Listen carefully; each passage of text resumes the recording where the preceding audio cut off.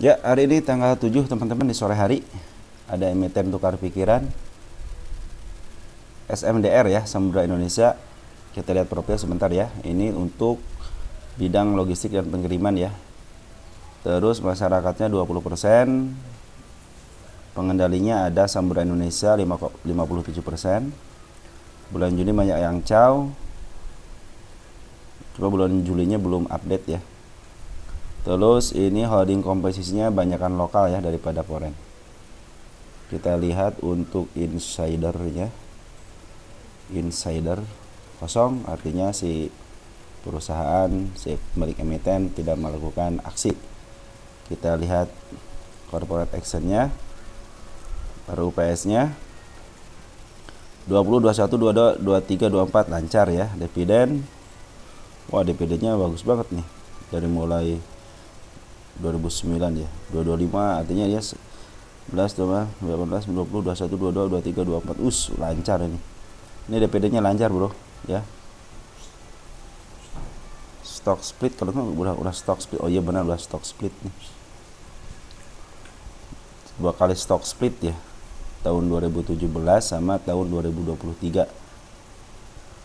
Berarti ini udah keren ya.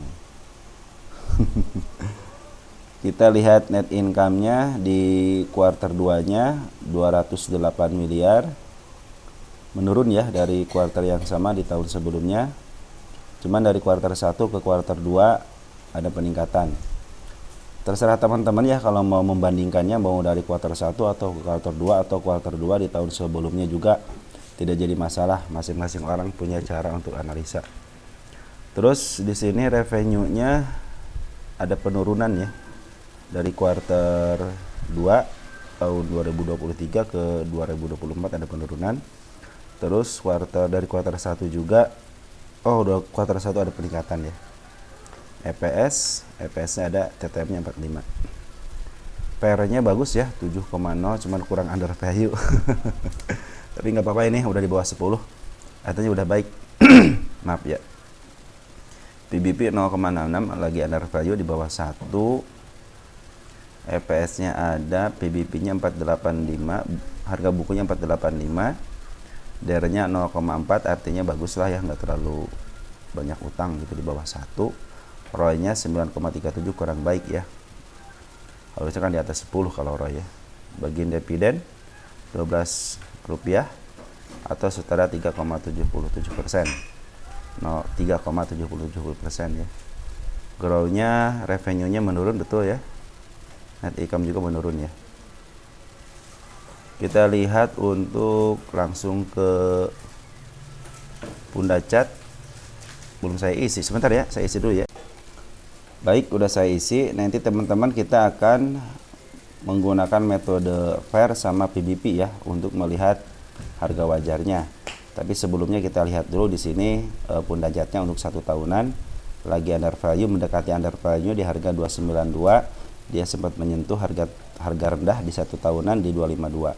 Kita lihat untuk 3 tahunan, dia juga 3 tahunan juga masih under value, masih di bawah harga rata-ratanya. Harga rata-ratanya itu di 542, ini di 318, artinya ini masih under value ya. Semenjak kemarin sempat diangkat ke 388, hampir menyamai gunung yang ini ya. Apakah dia mau dibawa ke bawah? Kalau dibawa ke bawah ya seorang fundamentalis mungkin bersyukur ya, bisa ngambil lagi harga dari bawah. Tapi untuk bisa mengukur ini mahal atau tidaknya, kita langsung hitung pakai metode pair ya. Nanti kita pakai juga rumus PBP. Baik, kita udah dapat harga tengah-tengahnya di 3.61 ya, 3.61 dikali, kita butuh yang namanya EPS untuk TTM-nya. Ya ini 45.46, 45.46 betul. Kita kasih sama dengan, kita enter, maka terciptalah berdasarkan PAR itu di 161. Kita lihat lagi, kita lihat ya, 3.61 benar kan, 3.61 PR-nya ya, betul 3.61. mana tadi 3.61 dikali TTM-nya 4546 ya. Maka terciptalah harga 164. Artinya untuk harga sekarang kemahalan ya. Untuk harga sekarang itu berdasarkan rumus PER kemahalan. Cuman ingat ya, di atas harga wajar ada harga bandar sama harga candle ya. Kita hitung satu lagi yang berdasarkan PBP ya. Kita hapus yang itu, kita ganti ke PBP. PBP selama 3 tahunan rata-ratanya itu 1.06. 1.06 dikali, kita butuh yang namanya harga buku. Harga bukunya itu 48526. 485.26 di 514. Nah, terserah kalian ya mau pakai rumus yang mana. Berdasarkan PBP ini masih harga 318 masih murah. Cuman berdasarkan PER dia udah kemahalan. Karena ROI-nya aja cuman di bawah 10 ya. Terus emang sih si PER-nya itu di bawah 10 ya, cuman belum under value kalau 7 ya. 5, 3 gitu. Cuman kalau di bawah 10 artinya masih standarnya lah, masih standar ya. Baik, kita langsung ke lukisan market maker. Kita lihat, kita catat di sini dulu sebentar ya. Baik, udah saya catat di sini ya. Kuartal 2 harga wajar PER 164 berdasarkan rumus PER, berdasarkan rumus PBP 514. Kita tanggal tengah sekarang tanggal 7 ya. Nah, inilah lukisan market maker. Bagaimana saya melihat lukisan market maker ini ya. Baik, kita mulai dari MA dulu. Dari MA10 sama MA20 lagi di bawah, lagi di atas candle, artinya ini lagi downtrend. Terus MA200 juga udah mulai tertembus nih ya. Cuman tadi hari ini berusaha break ya. Cuma dia meninggalkan gap. Ya, gap itu harus kita tandain teman-teman ya. Karena itu adalah titik kenaikan ataupun titik penurunannya di situ. Saya suka mengandalkan gap. Terus kalau lihat dari bandar lokal dan foreign, kita lihat dari bandar lokal dulu. Semenjak di bulan Mei tanggal 31 lihat bandar lokal ngambil, nah, pas tanggal berapa nih, 24 Juli dia jual terus ya. Ada sedikit beli tapi sekarang jual ya, sampai sekarang jual. Terus dari foreign, lihat foreign udah mulai ngambil. Nah, di sini nih foreign ngambil dari sini ya. Dari 28 Juni lihat ngambil, cuma sebentar doang dia langsung ngejatuhin lagi ya. Nah, sampai sekarang itu dia si SMDR ini dijual sama foreign terus ya. Walaupun di sini ada pembagian dividen 12 perak. Nah, nanti tanggal 8 nih ada 2 perak ya, besok berarti ya. Jadi kalau menurut saya bagaimana? Ya kalau menurut saya sih ini berdasarkan kenal dulu ya, karena kenyataannya bahwa lukisan market maker yang bisa saya baca gitu kan. Ya sekarang lagi dibuang dulu sama foreign dulu ya. Si bandar lokal juga udah mulai ngebuang lagi gitu ya. Maka kita akan melihat besok konfirmasi apakah si bandar lokal mau ngambil lagi gitu kan. Sedangkan bandar lokal kan ngambilnya dari bawah ya. Dari bawah di harga 252 ya. Sedangkan berdasarkan PER itu harga 252 aja masih kemahalan ya. Karena hitungan PER itu 164. Cuman kalau berdasarkan PBP ini masih murah di 300 lagi itu ya. Masih ada sekitar 200 poin lagi ke atas. Kita akan cek nanti ke belakangnya. Jadi kalau menurut saya sih ini kalau berdasarkan candle ya, tunggu aja dia sampai di mana pembuangannya, karena setiap hijau dia selalu menurunkan di bawahnya ya. Contohnya ini 2 hijau nih. Ternyata besok 2 hijau tapi langsung ke bawah. Nah, semakin ke bawah semakin baik ya. Kenapa? Saya pikir sih kalau CSMDR di bawah gitu ya, kita pakai rumus, mau rumus PBP atau pakai rumus PER ya terserah ya, terserah kalian ya. Kalau memang suka dengan emitennya. Cuman ini kalau saya lihat sih, kalau dia ada penurunan biasa suka ada kenaikan gitu aja ya. Sekarang dia lagi turun dulu, biarin dulu. Lagi turun ya biarin dulu gitu kan. Kalau udah landai, udah menyentuh MA 200-nya mungkin teman-teman bisa nyicil ya gitu kalau di sini ya. Kalau kalian suka dengan SMDR. Kalau saya suka itu nanti SMDR setelah di sini aja gitu ya, tunggu aja di sini di 252 ke bawah dikit nggak jadi masalah gitu kan. Kita tunggu tarikannya aja kalau saya ya, biasa seperti itu, karena saya lihat di sini sih ya, kita lihat di sini nih, dia cenderung bentuk gunung lembah, artinya ini bisa tektokan lah jarak berapa bulan ketika dia di lembah kita berupaya untuk beli gitu kan. Nah nanti mungkin pas di atasnya kita bisa take profit tuh. Untuk jangka panjang mungkin ya, kalau jangka panjang kan ini masih downtrend ya, lihat masih downtrend. Kita pakai rumus PBP deh, EPR ya, biar kelihatan tengah-tengahnya sama harga bawahnya. Nah kalau berdasarkan rumus PAR itu ya sempat di harga 784 ya, ini sebelum stock split kalau salah ya, harga stock split. Nah ini teman-teman, nah ini lagi di bawah gitu kan, jadi ini udah istilahnya dalam 3 tahun ini harganya lagi di bawah gitu ya, jadi lumayan lagi di berapa poin ya, jadi 250 cuma 50 poin dong, jarak 50 poin ya dari harga sekarang. Kalau menurut saya sih kalau mau suka dengan emiten ini tunggu aja lah, dia kalau dikasih ke bawah ya kita terima gitu kan, walaupun enggak biarin aja, kecuali kalau kalian emang ahli fundamentalis ataupun suka dengan fundamentalis, silahkan untuk menyicil ya, nanti mungkin untuk 1 atau 2 tahun ke depan mungkin bisa di up ke harga fundamentalnya di 542 ya, bisa aja ke 500 gitu kan. Nah kalau lebih jelas lagi dia punya PR di harga berapa, kita lihat ya. Apa menjadi rujukannya adalah rujukan si kepala merah. Nah ini kan harganya di paling pojok sini 394 ya, 394 belum kesentuh nih, ini aja udah kesentuh belum nih.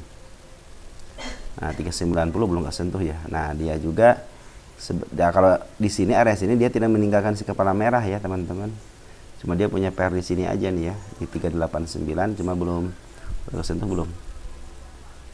Udah kesentuh teman-teman ya, jadi PR-nya udah kesentuh nih, untuk area pucuk yang sini udah kesentuh.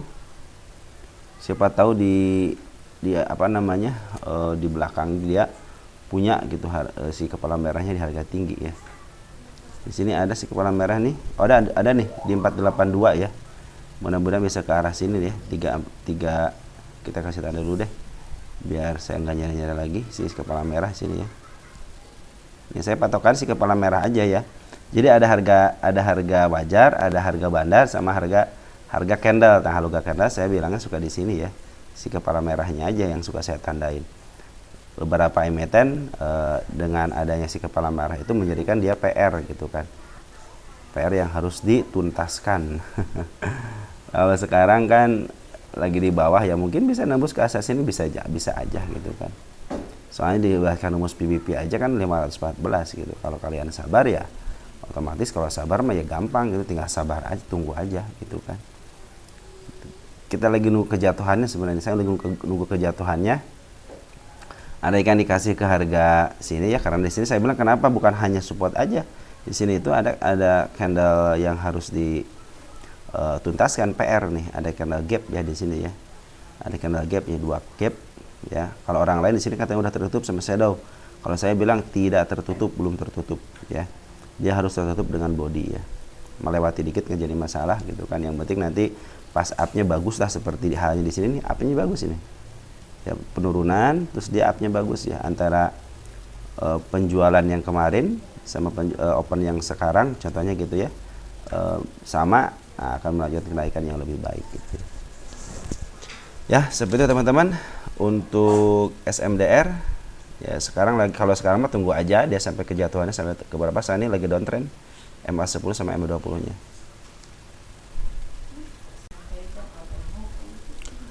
Baik, yang kedua ada Temas ya, sama logistik dan pengantaran. Ini tentang pengiriman dan layanan bongkar muat ya. Kita langsung ke sell ordernya. Masyarakat aja ya, 14 masyarakat sedikit ya. Pengendalinya PT Temas Lestari. Terus 31 Juli banyak yang masuk ya, udah banyak yang masuk ya. Listingnya 2003, udah lama ya. IPO-nya 550. Terus siapa yang nguasain di sini lokal ya. Lokal siapa yang nguasain? Perusahaan foreign. Foreign ada di bawah 1%. Siapa nih yang nguasainnya? Foreign. 0,12 reksadana ya. Kita lihat untuk insidernya. Insider Februari 2024 ada yang masuk ya, 1,71%, artinya dibeli ini sama si Temas ya. Hampir di Februari Desember dia beli itu ya, beli di buyback ya, di buyback. Corporate actionnya coba lihat, kita dividen dulu 13, 15, 16, 17, 21, 22, 23, 24, artinya lancar ya, pembagian dividennya lancar ya. Walaupun ya tahun ini 8 perak ya, tapi kita lihat nanti di depan ya, apakah ada TTM atau tidak. RUPS nya pasti lancar ya. Pernah stock split tahun 2023 ya 1/10. Berarti si emiten ini pernah tinggi gitu harganya. Kita lihat ini net income-nya ada penurunan ya, dari 133 kemarin, tahun sebelumnya 138, sekitar 5 miliaran ya kuartal 2 nya. Kalau dari kuartal 1 juga sama ada penurunan. Kita lihat revenue-nya ada peningkatan dari tahun sebelumnya 2023 itu kan 990 miliar, sekarang 1,036 triliun ya. Cuman kalau dari kuartal 1 ada penurunan ya. EPS-nya berapa? TTM-nya 11, PR rasionya 12, kurang under value. Terus PBB-nya 3,69, kurang under value, tapi kita lihat apakah dia bagi dividennya berapa. Terus PBB-nya 40. Harga bukunya 40 perak ya. Dividennya 8 perak ya.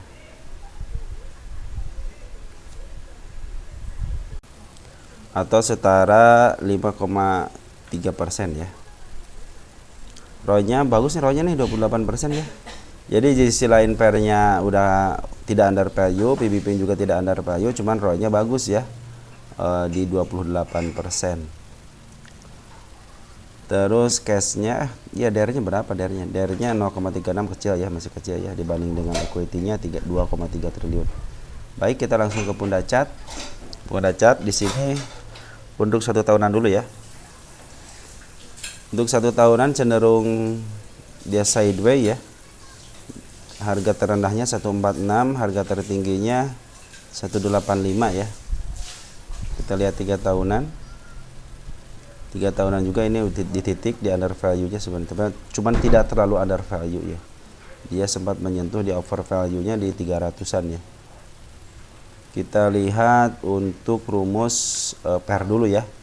Ini harga tengah-tengahnya kan 12.11. 12.11 dikali TTM. TTM-nya itu EPS TTM 1166.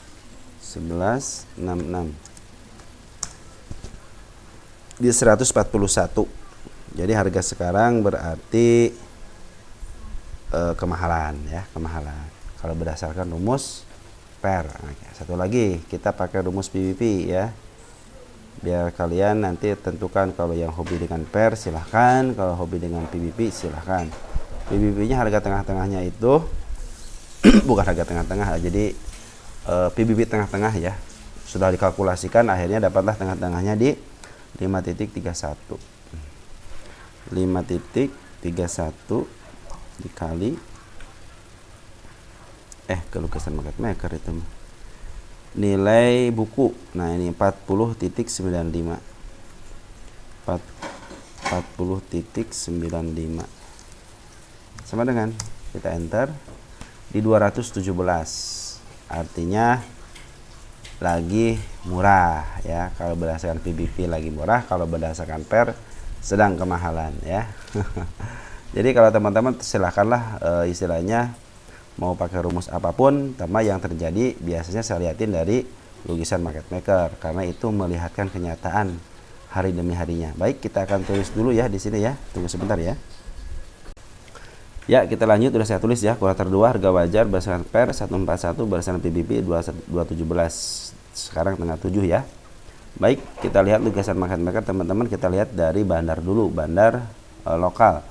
Bandar lokal itu ada pengambilan dari bulan April ya, 30 April. Tapi ada penjualan dari bulan Juli, lihat di sini ya. Sangat drastis banget penjualannya. Kita lihat dari Foreign ada pengambilan waktu bulan Februari ya. Dia ngambil, tapi sekarang juga dia lagi ngejual. Tapi 2 hari ini nih, 1 hari ini ya. Ini kan belum ada update ya. 2 hari ini dia udah ngambil ya. Di tanggal 6 udah ngambil lagi, cuma sedikit. Kadang-kadang buat nahan kali ya. Tapi di sini juga dia tadi open gap nih ya.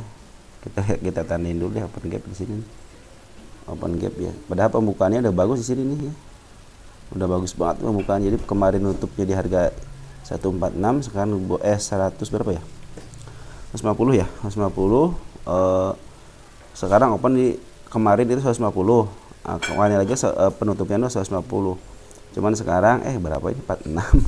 146. Ya, sorry 146. Padahal udah disupport banget nih. Sekarang bukanya gap ya. Itu pertanda tidak baik kalau menurut saya. Saya kalau udah cakep nih, awalnya cakep ya. Tiba-tiba gap, aduh, ini saya bilang ini harus ke bawahin dulu. Besok makanya dia kalau ke bawah lagi bagus ya. Target terkecil di sini 155 nih. Udah ngasih tahu dia mau ke 155 ya. Target agak sedikit jauhnya di 170. Jadi dia main di antara situ aja ya. Karena soalnya dari PBP-nya aja dari 141, artinya di bawah gitu ya.